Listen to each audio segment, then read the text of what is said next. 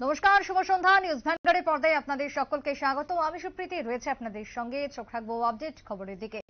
বুধবার সকাল থেকে বোমার আতঙ্ক ছড়িয়েছে বিশালগড়ে। যদিও সূত্রের খবর, বিএসএফ ক্যাম্পে বোমা নিষ্ক্রিয় করা চলছিল, বিশেষ করে বিভিন্ন রকমের বিস্ফোরক যা নিষ্ক্রিয় করার কাজ চলছিল, যার কারণে আজ বুধবার সকাল থেকে বোমার আতঙ্ক ছড়ায় বিশালগড়ে সবার ধারণা বোমার বিস্ফোরণ ঘটেছে। তবে প্রত্যেক বছর জানা যায় যে মেয়াদ উত্তীর্ণ বিস্ফোরক নিষ্ক্রিয় করা হয় বিশালগড়ের গোকুলনগরস্থিত বিএসএফ ক্যাম্পে, এবং আজ সকালেই চলছিল সেই প্রক্রিয়া। বিস্ফোরক নিষ্ক্রিয়ের পাশাপাশি পুরনো যে সমস্ত বোমা রয়েছে সেগুলিকেও নিষ্ক্রিয় করা হচ্ছিল। বিশালগড় মহকুমা শাসক কার্যালয়ে ডিসিএম প্রসেনজিৎ দাস বিশালগড়বাসীকে আতঙ্কিত না হওয়ার আহ্বান জানিয়েছেন।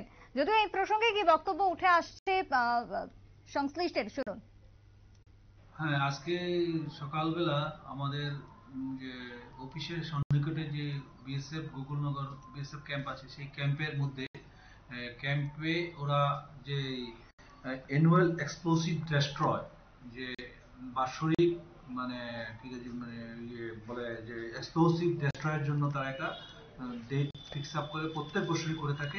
সেই নিরিখে তারা আজকে সকালবেলা এটা তারা তাদের যে বিএসএফ হেডকোয়ার্টার মধ্যে তাদের একটা গর্ত করে ওইখানটার মধ্যে বিভিন্ন যে গোলা বারুদ বা এইসব যে পুরানো জিনিসপত্র আছে সেগুলোকে তারা এক্সপ্লোসিভ করে। এটা তাদের মানে তাদের যে কনসার্ন হেড অফিস থেকে পারমিশন এনে, এবং পাশাপাশি এটা আমাদের কনসার্ন পিএসকো এটা ইন্টিমেশন দিয়েছে। তো সেই নিরিখে আজকে সকালবেলা যে শব্দগুলো হয়েছে, এটা বিশালগড়বাসী সবাই আতঙ্কিত হয়েছে।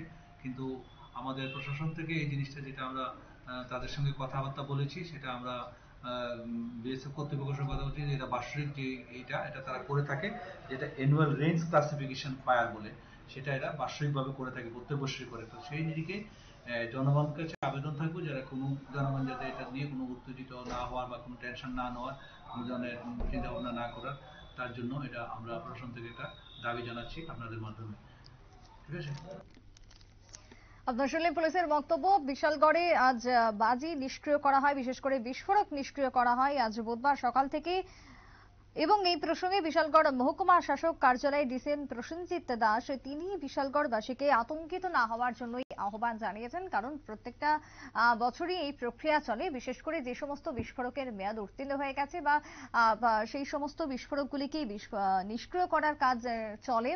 যেমনটা এবারও হলো গোকুলনগরস্থিত বিএসএফ ক্যাম্পে। যদিও এই বিস্ফোরকের আওয়াজে আচমকাই আতঙ্কিত হয়ে পড়েন বিশালগড়বাসী। একটা বিরতির পর ফিরে আসছি, সঙ্গে থাকুন।